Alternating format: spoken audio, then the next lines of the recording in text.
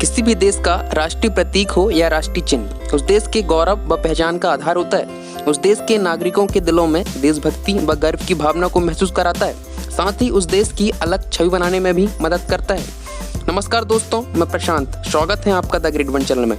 दोस्तों, आज हम डिस्कस करेंगे राष्ट्रीय प्रतीक और राष्ट्रीय चिन्ह। दोस्तों, यदि आप किसी कॉम्पिटिटिव एग्जाम की तैयारी कर रहे हैं तो आपके लिए तो वीडियो है ही, और यदि आप किसी कॉम्पिटिटिव एग्जाम की तैयारी नहीं भी कर रहे हैं तो भी आपके लिए वीडियो है, क्योंकि एक भारतीय नागरिक होने के नाते आपका राष्ट्रीय प्रतीक और राष्ट्रीय चिन्ह के बारे में जानना जरूरी है।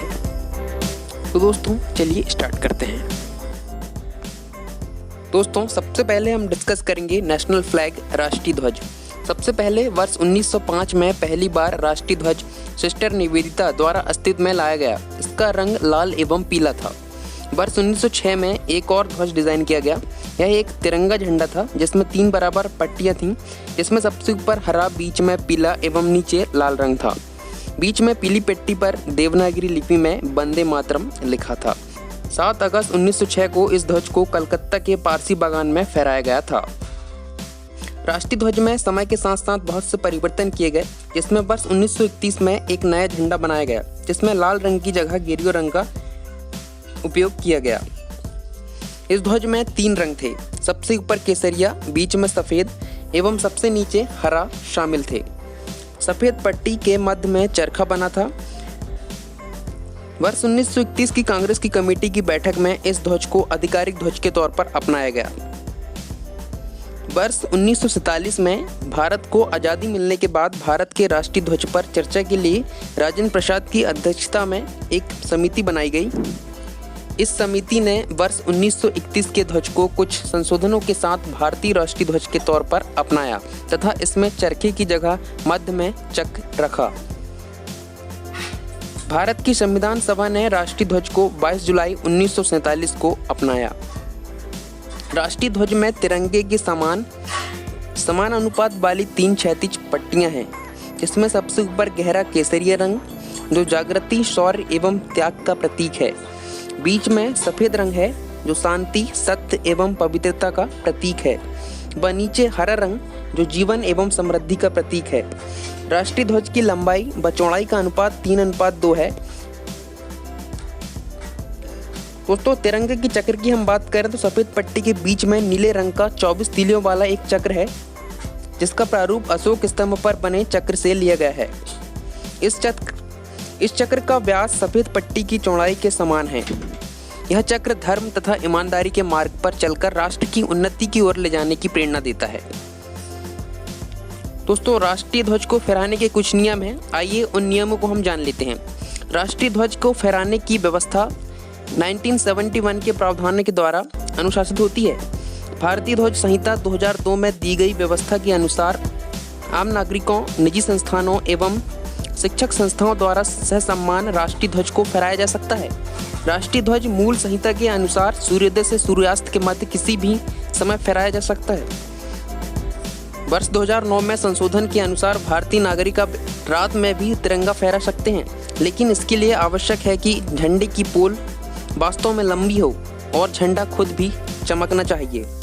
देश के राष्ट्रपति, उपराष्ट्रपति या प्रधानमंत्री का निधन होने पर पूरे देश में राष्ट्र ध्वज आधा झुका दिया जाता है। क्षतिग्रस्त झंडे को उसके सम्मान को बनाए रखने हेतु जलाकर ही नष्ट किया जा सकता है। दोस्तों, इसके बाद हम डिस्कस करेंगे राष्ट्रीय चिन्ह, जो है अशोक स्तंभ। भारत का राष्ट्रीय चिन्ह सारनाथ स्थित अशोक स्तंभ है, जो सारनाथ के संग्रहालय में सुरक्षित है। इस स्तंभ में शीर्ष पर 4 सिंह हैं, जिन्होंने एक दूसरे की ओर पीठ किए हुए हैं। अशोक स्तंभ के नीचे घंटे के आकार के पद्म के ऊपर एक हाथी, चौकड़ी भरता हुआ एक घोड़ा, एक सांड तथा एक सिंह की उभरी हुई मूर्तियां हैं। अशोक स्तंभ के बीचों बीच एक चक्र बना हुआ है। इसमें केवल 3 सिंह दिखाई देते हैं, चौथा दिखाई नहीं देता। इसकी एक फलक के मध्य में एक चक्र है, जिसके दाईं ओर एक सांड तथा बाईं ओर एक घोड़ा गतिमान अवस्था में है।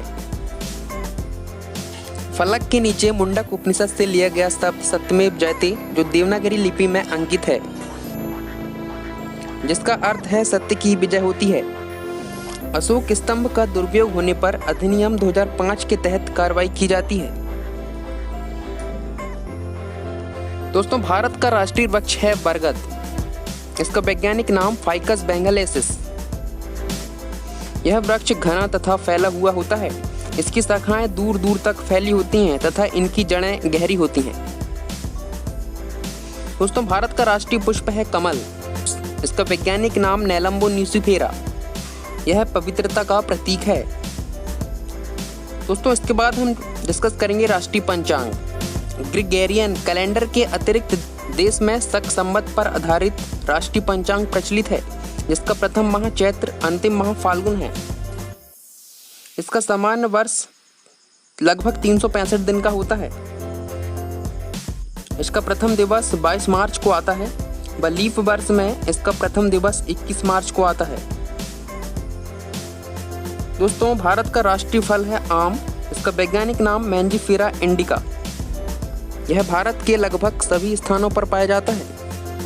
इसे फलों का राजा नाम से भी जाना जाता है। दोस्तों भारत का राष्ट्रीय पक्षी है मयूर। इसका वैज्ञानिक नाम पावो क्रिस्टेटस। इसे 1963 में राष्ट्रीय पक्षी का दर्जा दिया गया। मोर भारत में सिंधु नदी के दक्षिण और पूर्व में, जम्मू कश्मीर, असम के पूर्व में, मिजोरम के दक्षिण व पूर्व में पाया जाता है। भारतीय वन्य प्राणी सुरक्षा अधिनियम 1972 के अंतर्गत इसे पूर्ण संरक्षण प्राप्त है। दोस्तों भारत का राष्ट्रीय पशु है बाघ। इसका वैज्ञानिक नाम पैंथेरा टाइग्रिस लिन्नायस। इसकी दृढ़ता, पूर्ति और अपार शक्ति के कारण बाघ को भारत के राष्ट्रीय पशु के रूप में गौरवान्वित किया गया है। इसकी 8 प्रजातियों में से भारत में पाई जाने वाली प्रजाति को रॉयल बंगाल टाइगर के नाम से जाना जाता है। 1 अप्रैल 1973 को भारत में बाघ परियोजना यानी प्रोजेक्ट टाइगर की शुरुआत हुई। इस योजना का उद्देश्य था बाघों की गिरती संख्या को रोकना तथा पारिस्थितिकी संतुलन को बनाए रखने के लिए उनकी संख्या में वृद्धि करना। पहला बाघ आरक्षित क्षेत्र वर्ष 1973 में जिम कॉर्बेट नेशनल पार्क को बनाया गया था। दोस्तों इसके बाद हम राष्ट्रीय जलजीव के बारे में जान लेते हैं। 5 अक्टूबर 2009 को डॉल्फिन को राष्ट्रीय जलजीव घोषित किया गया। इसका वैज्ञानिक नाम है प्लेटिनस्का गंगोटिका।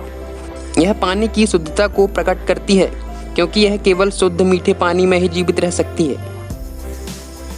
इस मछली को वन्यजीव अधिनियम 1972 की अनुसूची 1 में शामिल किया गया है। दोस्तों भारत का राष्ट्रीय खेल है हॉकी। हॉकी का उद्भव भारत में नहीं हुआ, लेकिन वर्ष 1928 के एम्स्टर्डम ओलंपिक से भारत में इसकी शुरुआत हुई। दोस्तों कुछ अन्य राष्ट्रीय प्रतीकों के बारे में हम जान लेते हैं। राष्ट्रीय वाक सत्यमेव जयते। राष्ट्रीयता भारतीय। राष्ट्रभाषा देवनागरी लिपि में लिखे जाने वाली हिंदी। राष्ट्रीय पुरस्कार भारत रत्न। राष्ट्रीय सूचना पत्र श्वेत पत्र। राष्ट्रीय मुद्रा रुपया। दोस्तों राष्ट्रीय धरोहर पशु के रूप में अगस्त 2016 में हाथी को घोषित किया गया था। तो दोस्तों आज की वीडियो में बस इतना ही। मुझे उम्मीद है आपको वीडियो पसंद आई होगी। तो दोस्तों वीडियो को लाइक और शेयर जरूर करें और हमें कमेंट में बताएं आपको हमारी वीडियो कैसी लगी। तो दोस्तों मैं मिलता हूं आपसे अगली वीडियो।